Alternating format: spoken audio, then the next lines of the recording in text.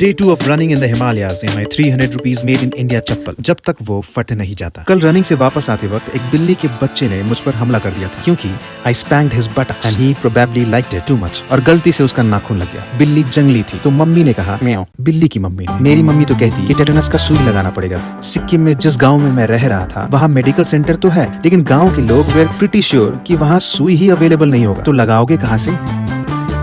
इस चीज को वेरीफाई करने गांव के मेडिकल सेंटर पहुंचा तो वहां एक अंकल मिले जिनको मेरी बातें समझ में नहीं आ रही थी। शायद उन्हें लगा कि मैं चश्मा लगाए कोई अंग्रेज हूं लेकिन मैं तो नहीं हूं। मैंने कोशिश की उन्हें ये बताने की पर उन्हें वो भी समझ में नहीं आ रहा। जैसे तैसे उन्होंने मुझे उस नर्स का नंबर दिया जो कि वहां नहीं थी उस वक्त। कॉल किया तो उठा नहीं रही तो मैं आगे दौड़ा क्योंकि 5 किलोमीटर कंप्लीट करना था। बीच में कुछ लोग मिले जिन्होंने कहा कि आगे एक बड़ा शहर है और वहाँ एक दवाई का दुकान है जहाँ इंजेक्शन अवेलेबल होगा। मैंने कहा ठीक है लेकिन कुछ भी ठीक नहीं था। यहाँ 2 दिक्कतें थी। पहला ये कि उस रास्ते से कोई टैक्सी नहीं गुजरती सो मुझे लिफ्ट लेकर ही आगे जाना था और दूसरा ये कि बिना 5 किलोमीटर दौड़े मैं लिफ्ट भी नहीं ले सकता था क्योंकि चैलेंज कंप्लीट करना था। इसीलिए सबसे पहले मैंने अपना 5 किलोमीटर का टारगेट कंप्लीट किया। उसके बाद I started asking for the lift. वहाँ खड़े खड़े मुझे दूर एक सिविलाइजेशन का नामो निशान दिखा। देन समवन टोल्ड कि ये वही जगह है जहाँ मुझे इंजेक्शन लेने जाना है। मैंने कहा ये उससे पहले I got a lift from a scooter जिसने मुझे उस सिविलाइजेशन तक छोड़ दिया। मेडिकल स्टोर पहुंचकर मैंने कहा सुई लगा दो। भैया कहते मैं नहीं लगाऊंगा। शायद भगवान मुझे और नहीं भगाना चाहते थे। थोड़ी दूर ही एक मेडिकल सेंटर था जहाँ के डॉक्टर्स ने मुझे टेटनस के साथ साथ रेबीज का इंजेक्शन भी लगवा दिया। सुई लगाने वाली नर्स ने जब मुझे वीडियो लेते हुए देखा तो वो एक्साइटेड हो गई। कहती